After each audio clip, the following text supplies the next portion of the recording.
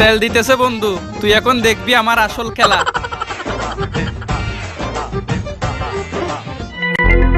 হইছে ভাই, টাকা দেন।